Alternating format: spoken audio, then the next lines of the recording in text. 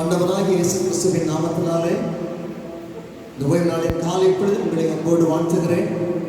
இந்த மாதத்தின் இறுதி ஓய்வு நாளில் ஆண்டவருடைய வார்த்தைகளை ஆண்டவரோடு கூட இணைந்து ஆண்டவரை ஆராதிக்கும்படியால் உங்களை நான் அன்போடு வேண்டுகிறேன்.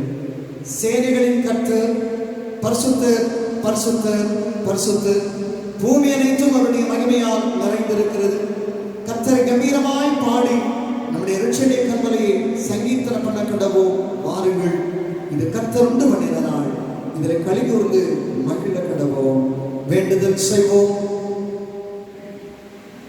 அளவில்லாத கிருபையினாலும் இரக்கங்களினாலும் எங்களை பாதுகாத்து தம்முடைய அன்பை எங்கள் மேல் பொழிந்து எங்களை ஆசீர்வதித்து வழிநடத்துகின்ற எங்கள் அன்பின் தூய கர்த்தாவே, மகிழ்ச்சியான நாளில் காலை பொழுதற்காக நாங்கள் உமக்கு நன்றி சொல்லுகிறோம். இந்த காலை வேளையில் உடைய பிரசன்னத்தை உணர்ந்து கொண்டவர்களாய் உம்மை போற்றும்படியான தர்மத்தை கர்த்தர் எங்களுக்கு கொடுத்திருக்கிறேன். நன்றியோடு உம்மை துதிக்கிறோம். உம்மை ஆராதிக்கும்படியாய் கடந்து வந்திருக்கிறோம். தூய ஆவியானுடைய ஆளுகை எங்கள் மேல் நிறைவாய் வெளிப்பட பரிசுத்த ஆவியான உதவி செய்தல்ல வேண்டும் என்று மீட்பர் இயேசு கிறிஸ்துவின் வழியாய் மன்றாடுகிறோம். நல்ல பிதாவே, ஆமென். நாம் இருக்கின்ற இடத்திலே நம்ம மறந்தவாறு ஞானப்பாட்டு புத்தகங்களிலே 5வது பாடலை பாடும். இரக்க ஆசனத்தை பார், அதற்குன்னை அழுகிறான்.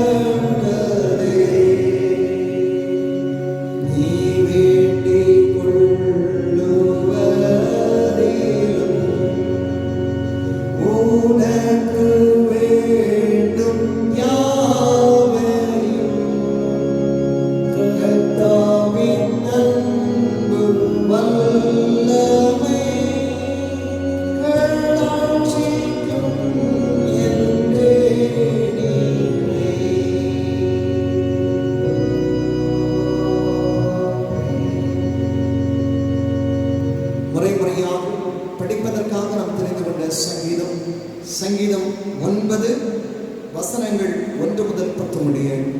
9ஆம் சங்கீதம் வசனங்கள் 1 முதல் 10 முடிய. நம்ம இருக்கிற இடத்துல நம்ம இணைந்து ஒருவரை மாறி மாறி பகுதியினை வாசிப்போம். கர்த்தாவே, என் முழு இருதயத்தோடு உம்மை துதிப்பேன், உம்முடைய அதிசயங்களை எல்லாம் விவரிப்பேன்.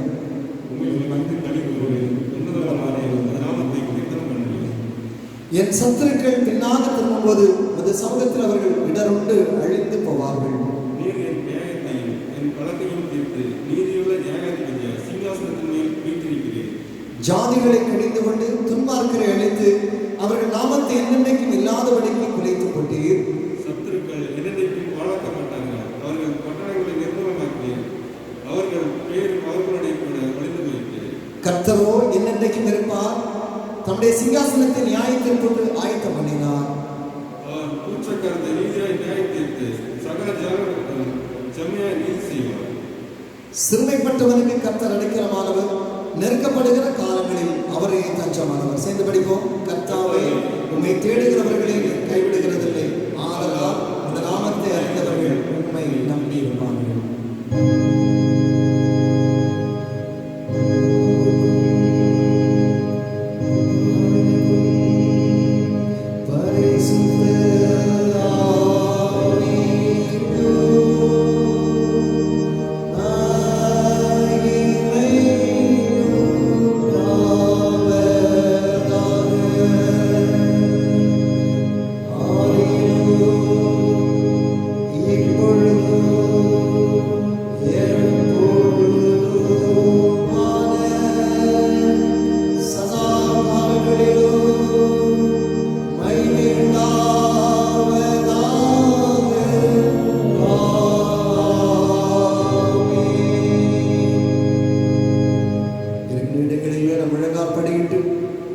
ஆண்டவருடைய திருச்சமூகத்தில் நம்முடைய பிள்ளைகளின் குற்றங்களை மனத்தாழ்வோடு நாம் அறிக்கை செய்வோம்.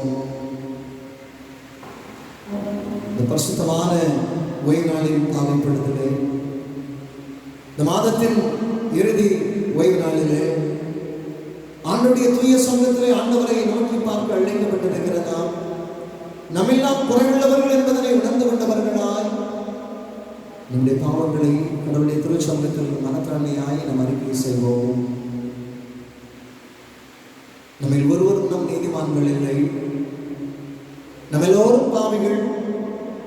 பாவத்திலே பிறந்து பாவத்திலே வாழ்ந்து கொண்டிருக்கின்ற ஒரு நிர்பந்தமான மனிதர்கள் நாம்.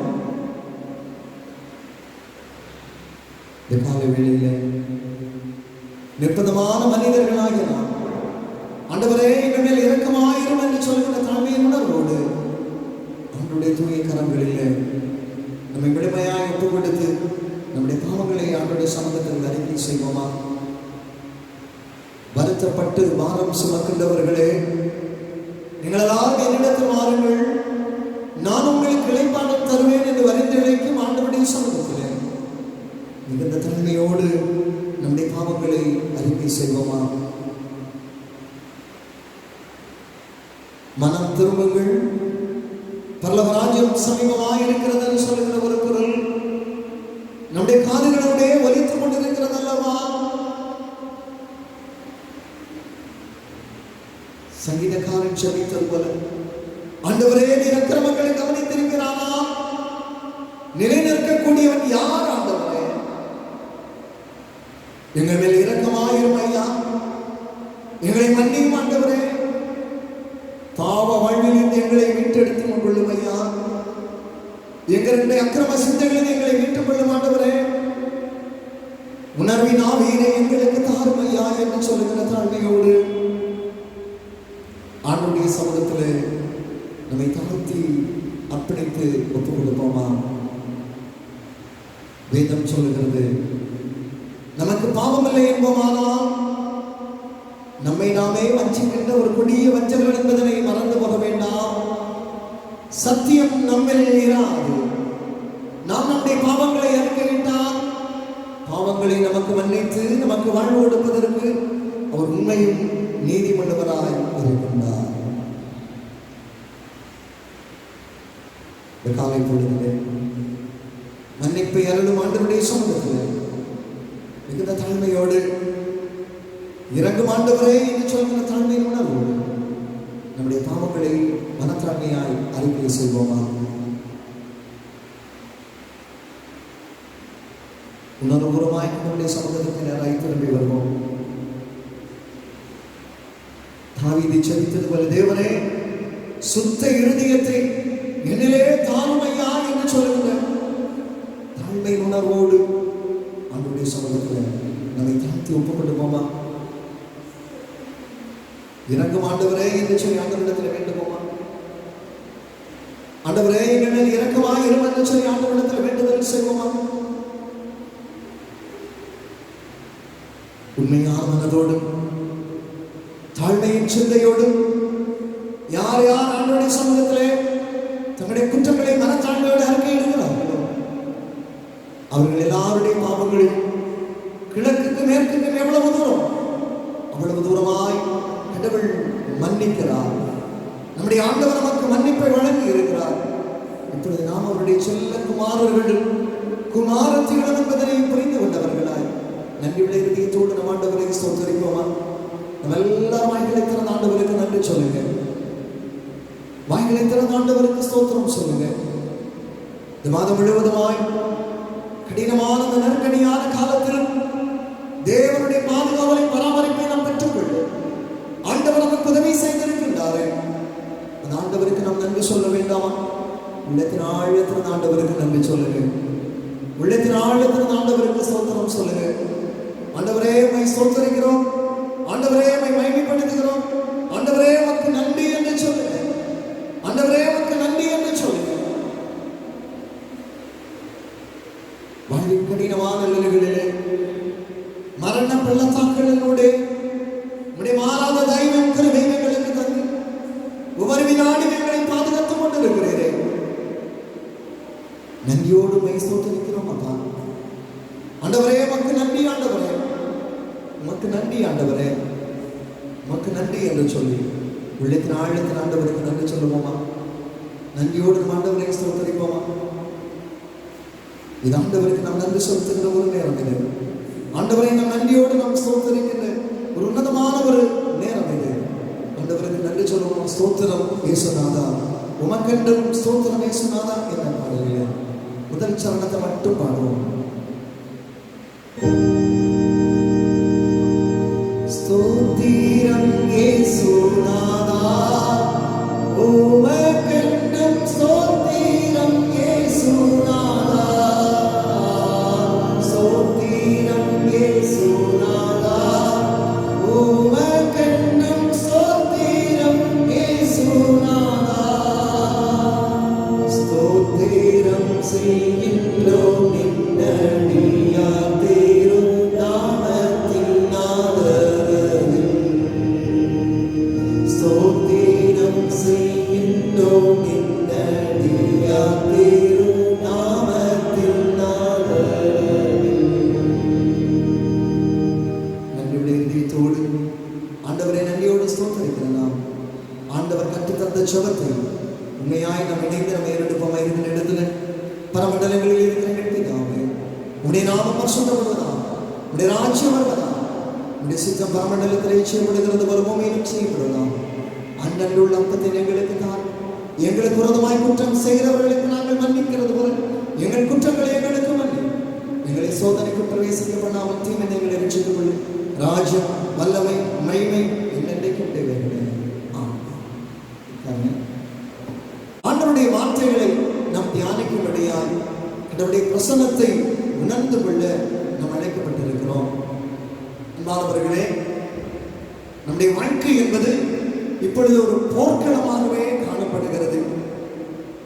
எந்த பக்கம் திரும்பினாலும் ஒரு கடுமையான ஒரு நெருக்கடி, ஒரு பய உணர்வு, ஒரு அச்சம், ஒரு அமைதியற்ற ஒரு நிலை.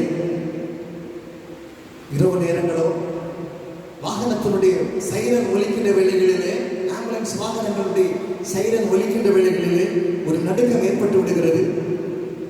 எப்பொழுதுமே நம்முடைய அலைபேசிகளிலே சில செய்திகளை நாம் பார்த்துக் கொண்டிருக்கிற வேளைகளில் நம்மை அறியாமலே ஒரு பயம் நமக்கு ஏற்பட்டு விடுகிறது, ஒரு நடுக்கம்.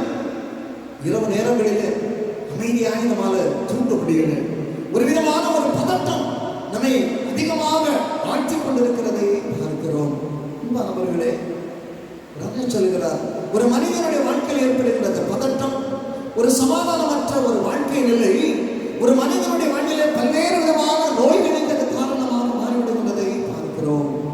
ஆகவே பல நேரங்களில் இப்பொழுதும் அதே ஆண்டவரே, எங்களுக்கு ஒரு சமாதானத்தை தாருங்க, எங்களுக்கு ஒரு நம்பிக்கையினை தாருங்க, எங்களுக்கு ஒரு தைரியத்தை தாருங்க. இப்படிப்பட்ட ஒரு கேள்வியினை பல நேரங்களிலே நாம் அதிகமாக ஆண்டவரை கேட்டுக்கொண்டே இருக்கும். ஆண்டவரே, ஒரு சமாதானமான ஒரு தூக்கம், சமாதானமான ஒரு நிலை, ஒரு அமைதியான ஒரு சூழலை எனக்கு தாரும் ஆண்டவரே அப்படின்னு சொல்லி நாம் கேட்டுக்கொண்டே தான் இருக்கிறேன். ஏன்னா நம்ம ஆளுகின்ற இப்ப இருக்கிற நம்முடைய நிலை அப்படிப்பட்ட ஒரு கடினத்திற்கு நேராக நம்மை தள்ளி கொண்டிருக்கிறதை நாம் பார்க்கிறோம். இப்படிப்பட்ட இந்த நெருக்கடியான ஒரு நேரத்துல தான் கர்த்தருடைய வார்த்தை நமக்கு வருகிறது. பாருங்கள், யோவான் 14ஆம் அதிகாரம் 27வது வசனம் சொல்கிறது, உங்களுக்கு சமாதானத்தை வைத்து போகிறேன், என்னுடைய சமாதானத்தை தருகிறேன், உலகம் கொடுக்கிற பிரகாரம் நான் உங்களுக்கு கொடுக்கிறதில்லை. உங்கள் இருதயம் கலங்காமலும் பயப்படாமலும் இருப்பதாக. உங்கள் இருதயம் கலங்காமலும் பயப்படாதவர்களும் இருப்பதாக. அவர்களே, ஒரு பயம் நிறைந்த ஒரு சூழல்களில், ஒரு நடுக்கம் நிறைந்த கடினமான நிலையில கர்த்தர் சொல்கிறார், நான் உங்களுக்கு சமாதானத்தை தருகிறேன், நீ பயப்படாதே, நீ கலங்காதே, நீ திகையாதே என்று ஆண்டவர் நம்மை பார்த்து சொல்லுகிறதை பார்க்கிறோம். அன்பானவர்களே, அப்படின்னா ஆண்டவருடைய வாழ்க்கையில எப்படி இந்த நிலையை நமக்கு, இந்த சமாதானத்தை அல்லது இந்த அமைதியை நமக்கு தருகிறார் அப்படிங்கிறத திருமறையின் வழியாக நாம் ஆழமாக நாம் சிந்திக்க நாம் அழைக்கப்பட்டிருக்கிறோம். மிக சுருக்கமாக இந்த பகுதியை நாம் சிந்திக்க நாம் அழைக்கப்பட்டிருக்கிறோம். முதலாவதாக ஆண்டவரே நமக்கு அந்த சமாதானத்தை அழைக்க நம்மை அழைக்கிறார். நான் உங்களுக்கு சமாதானத்தை தருகிறேன் என்று சொல்லி ஆண்டவருடைய அழைப்பு நமக்கு நேராக வந்து கொண்டிருக்கிறதையே பார்க்கிறோம். யோவான் 14ஆம் அதிகாரம் 27வது சொல்லுகிறது, சமாதானத்தை உங்களுக்கு வைத்து போகிறேன், என்னுடைய சமாதானத்தை உங்களுக்கு தருகிறேன் என்று கொடுக்கிறார். அது உலகம் கொடுக்கிற ஒரு சமாதானம் அல்ல, என்னுடைய சமாதானம். ஒரு ஆண்டவருடைய அழைப்பு நமக்கு நேராய் வருகிறதை பார்க்கிறோம். ஆனா இந்த சமாதானத்தை, இந்த அழைப்புக்கு நாம் செவி கொடுப்பதில்லை. நம்முடைய காரணம் நம்முடைய வாழ்க்கையில் இருக்கின்ற ஒரு கீழ்ப்படியாத ஒரு மனநிலை தான் காணப்படுகிறதை பார்க்கிறோம். அவர்களே, ஆண்டவர் சொல்கிறார், என்னிடமாய் வாருங்கள், நீ என்கிட்ட வா, நான் உனக்கு சமாதானத்தை தருவேன் அப்படின்னு சொல்லுகிறார். ஆனா நம்ம அந்த சமாதானத்தை தேடி உலகத்திற்கு நேராய் ஓடுகிறோம். நம்முடைய ஓட்டம் உலகத்திற்கு நேராகவே இருக்கிறது. இப்ப நமக்கு ஒரு பயங்கரமான ஒரு பயம் நமக்கு இருந்தாலும் பல நேரங்கள் நம்முடைய சிந்தனைகள் எல்லாம் வாட் இஸ் நெக்ஸ்ட், அடுத்து நமக்கு எப்படி என்ன செய்யலாம் அப்படி உலகத்திற்கு நேராக சிந்தனை தான் நம்முடைய மனதிலே நமக்கு நேராக ஓடிக்கொண்டிருக்கிறதை பார்க்கிறோம். அவர்களே, 1 யோவான் 2ஆம் அதிகாரம் 15ஆம் 16ஆவது வசனத்தை நீங்கள் படித்து பார்க்கிற வேளைகளில் அங்கு அழகாக சொல்லப்படுகிறது, உலகத்திலும் உலகத்தில் உள்ளவைகளிலும் புறாதிருங்கள். இது உலகத்திற்கு நேராக ஓடுகிற நேரம் இல்லை, உலகத்தில் உள்ளவைகளை நேசிக்கின்ற ஒரு நேரம் இல்லை. இது அவர்களே, 16ஆவது வசனம் சொல்கிறது, மாம்சத்தின் இச்சையும் கண்களின் இச்சையும் ஜீவனத்தின் பெருமையும் உலகத்தில் உண்டாகும். இதெல்லாம் உலகத்தில் உண்டாகும். சாப்பாட்டுக்காக தேடி ஓடுகிறது, உலகத்தில் இருக்கிற வாழணும் வாழணும் அப்படின்னு சொல்லி தேடி ஓடுகிறதற்காக நிறைய உண்ணணும் அப்படின்னு தேடுகிற ஓட்டம். இங்க நல்ல தெரியும், அரசு சொல்லுகிறது, நோய் தொற்று நோயினுடைய பரவலுக்கு காரணம் மக்கள் தங்களுடைய வாழ்க்கையில் ஒரு அரசனுடைய கட்டளைக்கு கீழ்ப்படியாமல் இது கிடைத்தாலும் ஓடி ஓடி நெருக்கத்திற்கு நேராக ஓடுகின்ற வேளையில் தாங்களாகவே பல இடங்களில் வியாதியினை அவர்கள் பெற்றுக் கொள்ளுகிறார்கள். உணவு சங்கடமான ஒரு காரியம் பாருங்கள். உலகத்திற்கு நேராக நாம் ஓடுகின்ற வேளையில் அடங்கி இரு, அமைதியா இரு, வீட்டுல இரு அப்படின்னு சொன்னா இப்பண்டா கதவை தரமா வெளியில ஓடிடலாம் அப்படிங்கிற மாதிரி ஒரு நிலை. கீழ்ப்படியாமை. எப்போ ஆண்டவருடைய வார்த்தைக்கு நம்ம கீழ்ப்படியலையோ, எப்போ ஒரு கீழ்ப்படியாமல் நம்முடைய வாழ்க்கையில வருகிறதோ, நம்முடைய வாழ்க்கையிலே ஒரு அமைதியினை இழந்து விடுகிறோம், ஒரு சமாதானத்தை நம்ம இழந்து விடுகிறோம். ஒரு அழகான ஒரு சின்ன எக்ஸாம்பிள் பைபிள் இருக்கு பாருங்க. 1 சாமுவேல் 15ஆம் அதிகாரத்தில் சொல்லப்பட்டிருக்கிறது, சவுல் ஆண்டவருடைய வார்த்தையினை கீழ்ப்படியவில்லை. ஆண்டவர் சொன்னார், அமெரிக்கரை மொத்தமா அடிச்சிரு, அதுல ஒண்ணுமே கொண்டு வராது அப்படின்னா. ஆனா அதை கீழ்ப்படியாமல் அவன் போனதுனால அவன் வாழ்க்கையில இருக்கிற சமாதானத்தை அவன் இழந்து போனான். ஐயா, ஆண்டவருடைய வார்த்தைக்கு நீ கீழ்ப்படியாம மனுஷனுடைய சத்தத்திற்கு நீ கீழ்ப்படிந்த பாத்தியா, அதனால எனக்கு கிடக்கூடிய தண்டனை எப்படி வருது பாரு. அமைதியை அவன் இழந்து போனான்.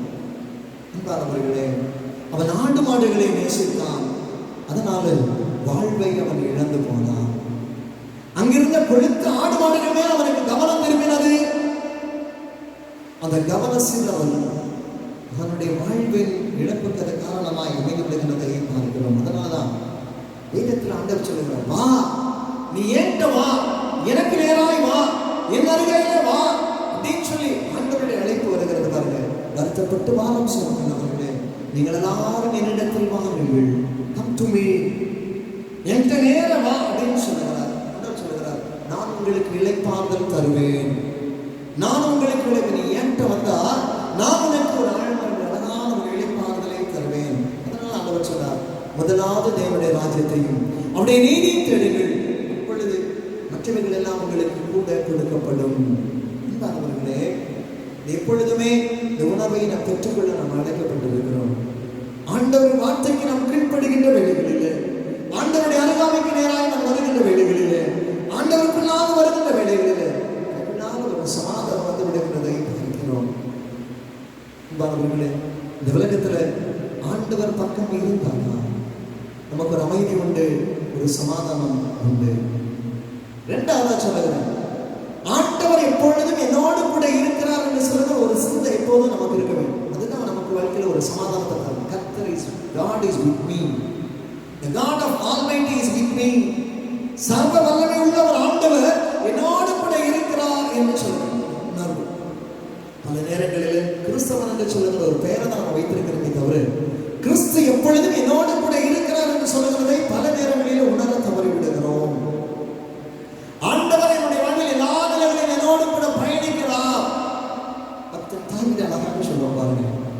நான் மரண இருளின் பள்ளத்தாக்கிலே நடந்தாலும் பொல்லாப்புக்கு பயப்படே, தேவரின் என்னோட கூட இருக்கிறீர், உமது கோலும் உமது தடியும் என்னை தேற்றும். என்னுடைய வாழ்க்கையில ஒரு கடினமான ஒரு டிசாஸ்டருக்குள்ளாக நான் கடந்து போகின்ற வேளைகளிலும் கர்த்தர் என்னோடு கூட இருக்கிறீர், நீர் என்னோடு கூட இருக்கிறீர் அப்படிங்கிற ஒரு உணர்வு நமக்கு இருக்க வேண்டும். மார்க் 4ஆம் அதிகாரம் 35-41 வசனத்துல இயேசுநாதர் சீடர்களோடு கடலில பயணம் செய்கிறார். இந்த படகுல ஆண்டவர் கூட இருக்கிறார். திடீரென்று பெரும் காற்று அடிக்கிறது, படகு அங்கே இங்கும் அசைகிறது. அப்போ சீடர்களுக்கு தெரியணும், ஆண்டவர் இந்த படகுல தான் இருக்கிறாங்க, தூங்கிட்டு அமைதியா இருக்கிறார். ஆண்டவர் எங்களோடு கூட இருக்க எங்களுக்கு எந்த விதமான பயமும் இல்லை என்று சொல்ல உணர்வு. ஐயோ, நாங்கள் மனித போகிறோமே. ஆண்டவர் ஒருவேளை படகு கவிழ்ந்தா ஆண்டவர் ஜனனை கொள்ள முடியும். இந்த சிந்தை அவர்களுக்கு இல்லை. கர்த்தர் எங்களோடு கூட இருக்கின்ற வேளைகளில், ஆண்டவர் எங்களோடு கூட இருக்கின்ற வேளைகளில் ஒருவேளை ஒரு கவிழ்கின்ற ஒரு சூழல் ஏற்பட்டாலும் ஆண்டவரை சேர்ந்தார், அப்பா அவரை எங்களை பார்த்துக்கிடுவார், எங்களை கவனித்துக் கொள்வார் என்று சொல்லுகிற சிந்தை அவர்களுக்கு இல்லை. அவர்களே, ஐயரே நாங்கள் மடிந்து போகிறோமே, பயம், அச்சம், ஒரு நடுக்கம் நம்முடைய வாழ்விலே நமக்கு வந்து விடுகிறதை பார்க்கிறோம். அவர்களே, அதனாலதான் 23ஆம் சங்கீதத்தை மீண்டும் உங்களுக்கு நினைவுபடுத்துகிறேன். கர்த்தர் என் மேய்ப்பராக இருக்கிறார், நான் தாட்சி அடையேன். இல்லையா? ஆண்டவர் என் மேய்ப்பராக இருக்கிறார், நான் ஒருபோது நான் தாட்சி அடையேன். அதனால அவர் சொல்கிறேன், ஏற்கனவே மீண்டும் சொல்ல, மீண்டும் எழுதி சொல்கிறேன், நான் மரண இருளின் பள்ளத்தாக்கிலே நடந்தாலும் பொல்லாப்புக்கு பயப்படேன், தேவரே என்னோட கூட இருக்கிறீர். அவர்களே, இந்த நாட்களில் போராடி கொண்டிருக்கிற மனித குலம், வாழ்வுக்காய் மூச்சு காற்றுக்காய் போராடி கொண்டிருக்கிற மனித குலங்கள், ஆண்டவர் சொல்லுங்க, அவன்கிட்ட இருக்கிறேன், பயப்படாத பயப்படாத என் ஆண்டவர் சொல்லுவதை பார்க்கிறோம். அவர்களே, ஒரு பாடல்களான ஒரு பாடல், ஜீவிக்கிறார் இயேசு ஜீவிக்கிறார், என்னுள்ளத்தில் அவர் ஜீவிக்கிறார், துன்பத்தில் இந்த நல் துணை அவரை என்றென்றும் ஜீவிக்கிறார். பாடல் இல்லையே, அழகான ஒரு பாடல். ஜீவிக்கிறார் இயேசு ஜீவிக்கிறார், என்னுள்ளத்தில் அவர் ஜீவிக்கிறார். அவர்களே, அவர் என்னுடைய வாழ்க்கையில என்னோடு கூட இருக்கிறார். ஆண்டவர் என்னுடைய வாழ்க்கையில எப்பொழுதும் என்னோடு கூட இருக்கிறார் என்பதனை உணர்வுபூர்வமாக உணர்ந்து கொள்ள நாம் அழைக்கப்பட்டிருக்கிறோம். இது ஆண்டவருடைய அளவில்லாத ஒரு கிருபை என்பதனை புரிந்து கொள்ள வேண்டும். The God of Almighty is with me.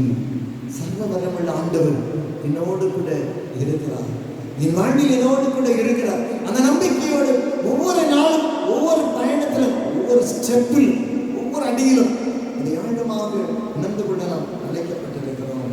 அவர்களே, இந்த ஆசீர்வாதத்தை ஆண்டவர் யாருக்கு கொடுக்கிறார் பாருங்க, தம்மை நேசிக்கின்றவர்களுக்கு கொடுக்கிறார். நான் யாரோட ஆண்டவர் இருக்கிறார்னா, தம்மை நேசிக்கிறவர்களோடு கூட ஆண்டவர் இருக்கிறார். நான் ஆண்டவரை நான் நேசிக்கிறேன் என்று சொன்னால் ஆண்டவர் என்னோடு கூட இருக்கிறார் என்று சொல்லுகிற உணர்வு எனக்கு உண்டு. அவர்களே, ஏசாயா 26ஆம் அதிகாரம் 3வது வசனத்தை நீங்கள் படித்து பார்க்கிறீர்களே, உம்மை உறுதியாய் பற்றிக் கொண்ட மனதை உடையவன், உண்மையே நம்பி இருக்கிறபடியா நீர் அவனை பூரண சமாதானத்துடனே காத்து, உண்மையே பற்றி கண்டிருக்கிறபடியா, உண்மையை நம்பி இருக்கிறபடியா. எப்ப நம்ம ஆண்டவரை முழுமையாய் நம்பி இருக்கிறோமோ, ஆண்டவரை எப்பொழுது நம்ம முழுமையாய் நம்பி இருக்கிறோமோ, ஆண்டவர் நம்மை சமாதானத்தோட காத்துக்கொள்ளும். ஏன்னா கர்த்தர் என்னோடு கூட இருக்கிறார், ஆண்டவர் என்னுடைய வாழ்க்கையில என்னோடு கூட இருக்கிறார். இன்னொரு காரியத்தையும் ஆண்டவர் சொல்லுகிறார் பாருங்க, ஆண்டவருடைய வேதத்தை நேசிக்கிறவர்களுக்கும் ஆண்டவர் சமாதானத்தை கொடுக்கிறார். ஆண்டவருடைய வேதத்தை நேசிக்கிறவர்களுக்கு 119ஆம் சங்கீதம் 165வது வசனத்தை நீங்கள் படித்து பாருங்க, சொல்லப்படுகிறது, உங்களுடைய வேதத்தை நேசிக்கிறவர்களுக்கு மிகுந்த சமாதானம் உண்டு. அவர்களே, பலரும் சொல்லுவாங்க, வேதத்தை வாசிக்கணும்.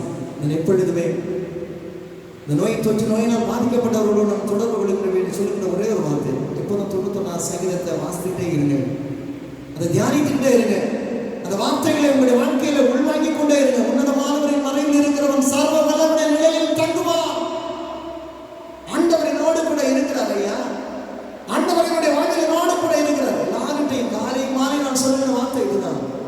91 சங்கீதத்தை படிச்சுக்கிட்டே இருங்க, மனசுல இருக்கிற மனசுல இருக்கிற தைரியம், உங்களை மனசுல இருக்கிற ஒரு அச்சம் உங்களை விட்டு மாறி போய்விடும். ஏன்னா கர்த்தர் உன்னோடு கூட இருந்து வேதத்தை வாசிட்டே இரு. அப்ப உனக்கு பயம் இருக்காது, நடுக்கம் இருக்காது.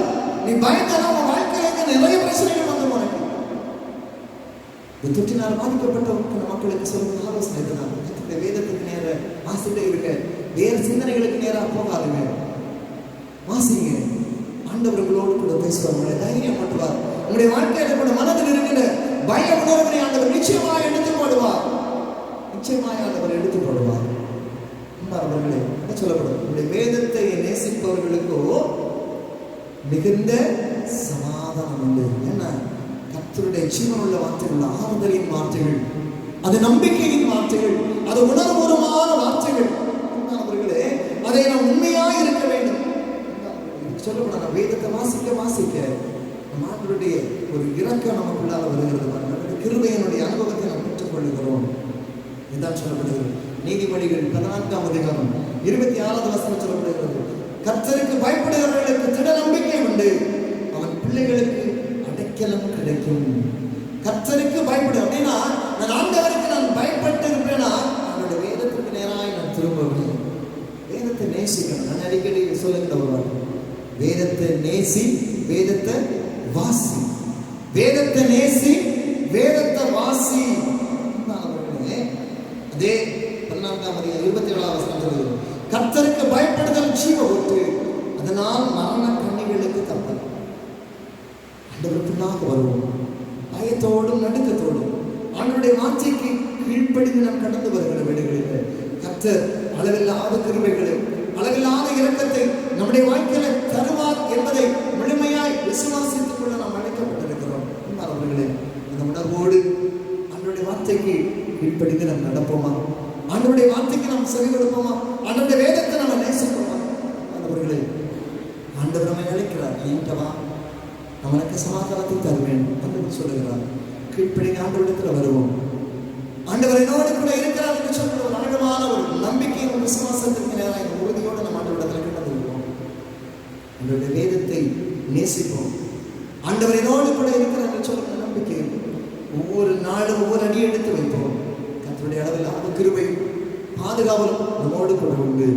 தொற்று காலங்களிலே நிறைவான சமாதானத்தை, நிறைவான பாதுகாப்பை ஆண்டவர் நமக்கு நிச்சயமாகவே நமக்கு தருவார். அவர்கள் இருக்கிற இடத்திலே நாம் நம்முடைய விசுவாசத்தை நம் அறிக்கை செய்வோமா? வானத்தையும் பூமியும் படைத்த சர்வ வல்லமையுள்ள பிதாவாகிய தேவனை விசுவாசிக்கிறேன். நம்முடைய ஒரே குமாரனாகிய என்னுடைய நாதர் இயேசு கிறிஸ்துவை விசுவாசிக்கிறேன். அவர் பரிசுத்த ஆவியினாலே கன்னிமரிடத்தில் பிறந்தார். பொந்திய பிலாத்தின் காலத்தில் பாடுபட்டு சிலுவையில் அறையுண்டு மரித்து அடக்கம் பண்ணப்பட்டு பாதாளத்தில் இறங்கினார். 3ஆம் நாள் மருத்துவம் எழுந்திருந்தார். பரமண்டலத்திற்கு ஏறி சர்வ வல்லமையுள்ள பிதாவாகிய தேவனுடைய வலதுபார்சத்தில் வீற்றிருக்கிறார். அவ்விடத்திலிருந்து உயிருள்ளோரையும் மரித்தோரையும் நியாயத்திற்கு வருவார். பரிசுத்த ஆவியை விசுவாசிக்கிறேன். பொதுவாக இருக்கிற பரிசுத்தரையும் பசுவாண்ட ஐக்கியம், பாவமன்னிப்பு, மரித்தோர் வைத்தெழுதல், நித்திய ஜீவனும் உண்டென்று விசுவாசிக்கிறேன். ஆமென். அவர்களே மீண்டும் ஆண்டவரை போற்றும் மனமாகும். கீர்த்தனை 292 பாடும். நம்பி வந்தேன் மேசையான நம்பி வந்தேன். கீர்த்தனை 292.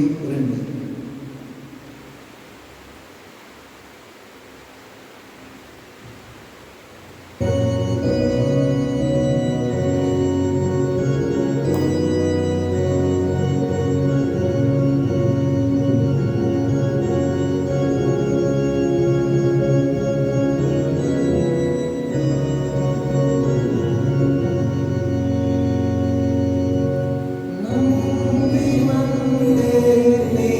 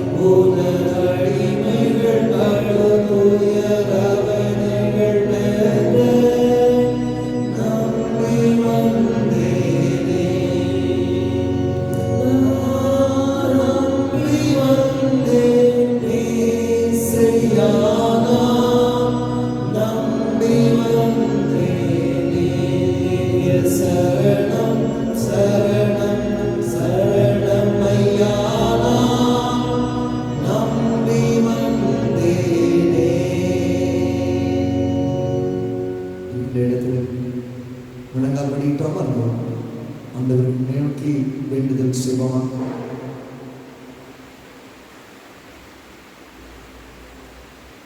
ஆண்டவருடைய வார்த்தையினை ஒரு நிமிடம் நாம் சிந்திக்க நாம் அழைக்கப்பட்டிருக்கிறோம்.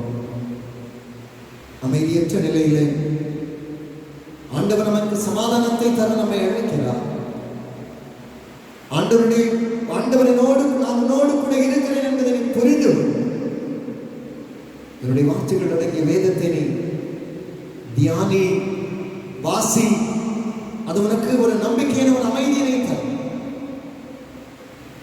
நம்முடைய கரங்களில் நம்மை தாழ்த்தி ஒப்புக் கொடுப்போமா? ஆண்டவருடைய கரங்களில் நம்மை தாழ்த்தி நம்மை ஒப்புக் கொடுத்து நாம் சொல்லிப்போமா?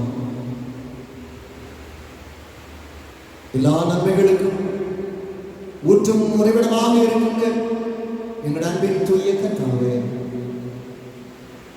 அமைதியான நாளில் இந்த மாதத்தின் இறுதி ஓய்வு நாளில் ஆண்டவருடைய தூய சமூகத்திற்கு நேராக எங்களுடைய கண்களை ஏறெடுக்கும்படியாய், உம்மை ஆராதிக்கும்படியாய், உம்முடைய வார்த்தைகளை நாங்கள் சிந்திக்கும்படியாய், உம்மோடு உறவாடும்படியாய் இந்த தருணத்தை நீர் எங்களுக்கு கொடுத்ததற்காக எங்களுடைய உள்ளத்தின் ஆழத்திலிருந்து நாங்கள் நமக்கு நன்றி உள்ள இதயத்தோடு ஸ்தோத்தரிக்கிறோம், ஸ்தோத்தரிக்கிறோம், ஸ்தோத்தரிக்கிறோம் சுவாமி.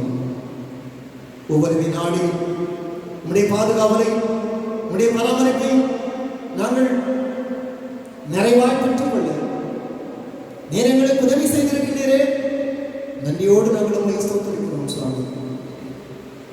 இரக்கமுள்ள ஆண்டவரே, எங்களுடைய தேசத்திற்காக நாங்கள் மாதத்தோடு நாங்கள் கடந்து வருகிறோம் ஐயா.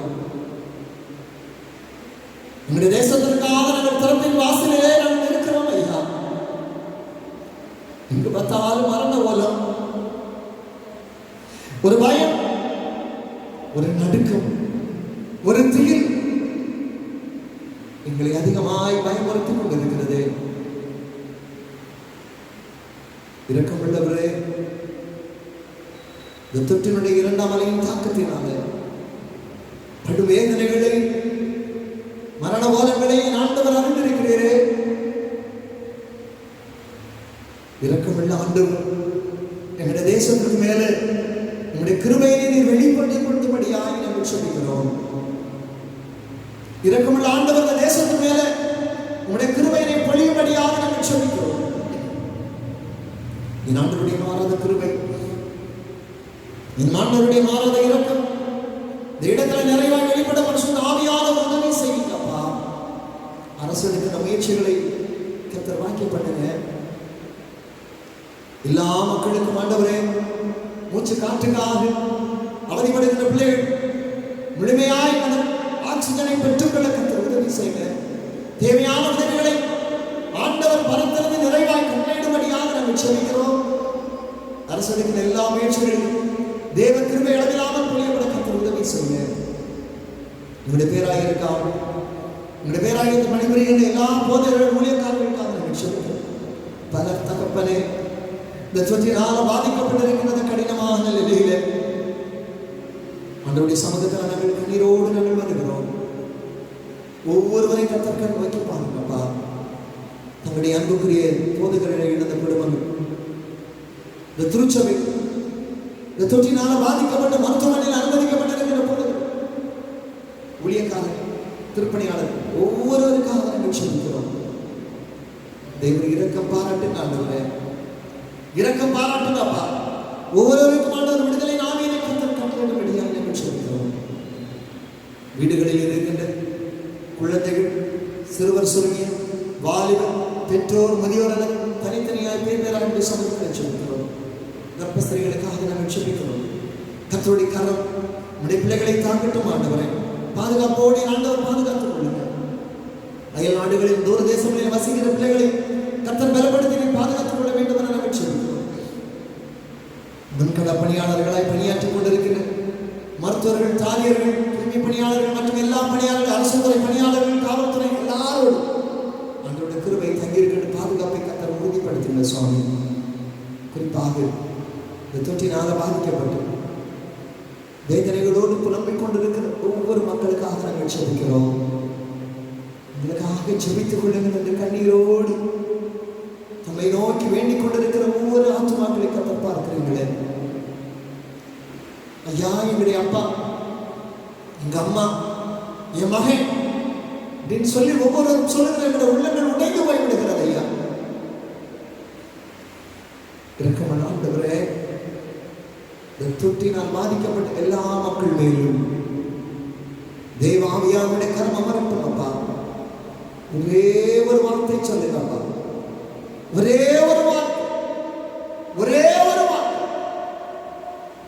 இந்த வியாதி எங்களை விட்டு அகன்று போகுமே, இந்த பொல்லாத வாதை எங்களை விட்டு அகன்று போகுமே. இரக்கமுள்ளவரே, உங்களுடைய இரக்கத்திற்காக நாங்கள் கெஞ்சுகிறோம்.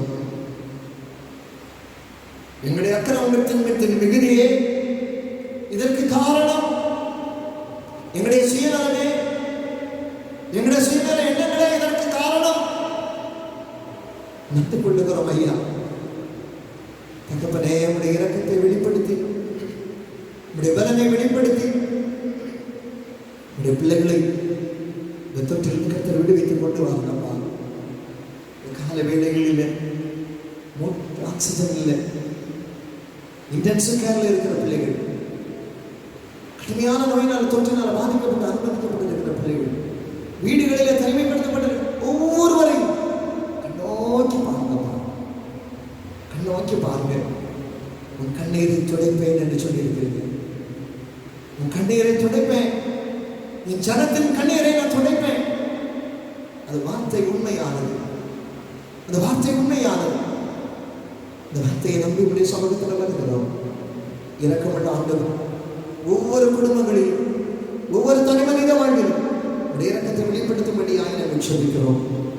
இந்த வேளைகளில் உடைய வசனத்தில் நாங்கள் படிக்க கேட்டது போல கீழ்ப்படிது, அடங்கி இருக்க உத்தரவாதத்தோடு நாங்கள் அடங்கி இருக்கு. நாங்கள் ஒருவரை ஒருவர் பாதுகாத்தோம். உணர்வின் ஆவியினையும் கர்த்தர் எங்களுக்கு தந்தரல வேண்டும் என நாங்கள் சொல்லிக்கிறோம். உடைய மாறாத தேவதையும் எல்லா மக்கள் மேலும் நிறைவாய் தங்கியிருக்க கர்த்தர் கிருபை செய்யும்படியாக நாங்கள் சொல்லிக்கிறோம். உங்களுடைய எல்லா விசுவாச குடும்பத்தாரையும் கர்த்தர் பாதுகாத்துக் கொள்ளுங்க. சபைக்குழுவை பாதுகாத்துக் கொள்ளுங்க, பொறுப்பாளர்களை பாதுகாத்துக் கொள்ளுங்க. ஆண்டவருடைய கிருபை எல்லா இடங்களிலும் நிறைவாய் தங்கியிருக்க ஆண்டவர் உதவி செய்கிறார். இந்த பணிக்காக உதவி செய்கிற எல்லா மக்கள் மேலும் தேவ ஆவியாருடைய கிருபை நிறைவாய் தங்கியிருக்க ஆண்டவர் உதவி செய்கிறார். நாங்கள் மீண்டும் சொல்லுகிறோம், நாங்கள் பாவிகள், எங்களுடைய அக்கிரமங்கள் மிகுதியானவைகள். மன்னிங்க ஆண்டவரே, எங்களை மன்னித்து உடைய மீட்பை எங்களுக்கு அருளும்படியாக நாங்கள் சொல்லுகிறோம். மக்காய் நாங்கள் வாழ உடைய வார்த்தைகளை நாங்கள் சொல்லுவோம். உடைய பலனையும் ஆற்றலையும் எங்கள் ஒவ்வொருவருக்கும் ஆண்டவர் தருகிறார் சுவாமி. உடைய பலனுள்ள கரங்களில் எங்களை ஒப்புக் கொள்கிறோம். எங்களை பாதுகாத்துக் கொள்ளுங்க ஆண்டவரே. ஒவ்வொரு குடும்பங்களையும் பாதுகாத்துக் கொள்ளுங்க. இந்த வேளையில் நம்முடைய அன்புக்குரியவர்கள் இழந்து தவிக்கின்ற ஒவ்வொரு குடும்பத்தின் பிள்ளைகளுக்கும் நாங்கள் பாவத்தோடு நாங்கள் சொல்லுகிறோம். சகல ஆறுதல்களுக்கும் ஊற்றும் உறைவிடமாக இருக்கின்ற தேவன் உடைய பிள்ளைகளுக்கு ஆறுதலையும் சமாதானத்தையும் கர்த்தர் கட்டளையிடுகிறார். பெரும் வெள்ள சேதத்தினால் பாதிக்கப்பட்டிருக்கின்ற குடும்பங்களுக்கு நாங்கள் சொல்லுகிறோம். சேதங்களிலிருந்து அந்த பிள்ளைகள் மீண்டு வரவும் ஆண்டவருடைய பாதுகாவலை நம்பிக்கையை பெற்றுக் கொள்ளும். கர்த்தர் தாமே உதவி செய்தல்ல வேண்டும் என நாங்கள் சொல்லுகிறோம். கர்த்தரின் பாதுகாவலுக்கும் பராமரிப்பும் உங்களை ஒப்புக் கொடுக்கிறோம். மாறாத தேவதை எங்கள் மேல் நிறைவாய் தங்கி ஆண்டவர் எங்களுக்கு உதவி செய்தல்ல வேண்டும். மீட்பர் இயேசு கிறிஸ்துவின் வழியாய் கொண்டாடுகிறோம் ஜீவனுள்ள நல்ல பிதாவே, ஆமென்.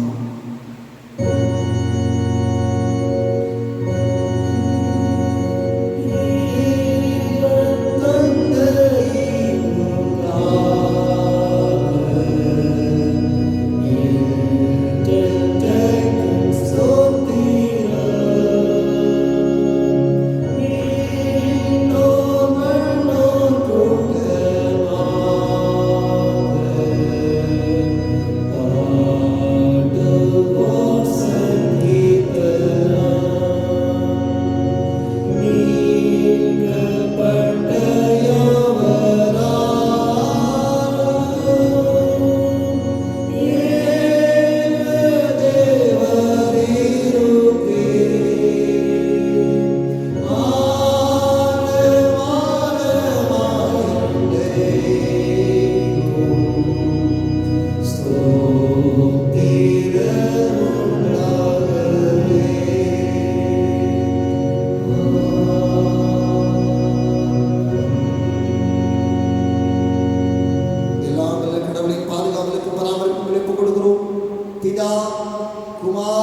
தூயாவியாகிய கடவுளின் அன்பு அரவணைப்பு நீங்காத கூட்டும் இன்னும் சதா காலங்களில் நம்மளோடும் இன்னும் நிறைவாய் தங்கியிருப்பதாக.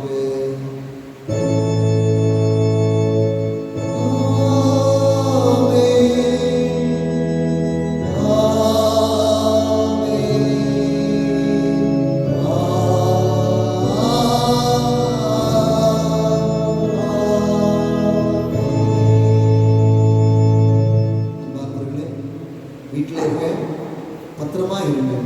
நம்மளுடைய அளவில்லாத கிருபை ஆசீர்வாதங்கள் இதோடு கூட இன்னும் நிறைவாய் தந்திருப்பதாக. ஆமாம்.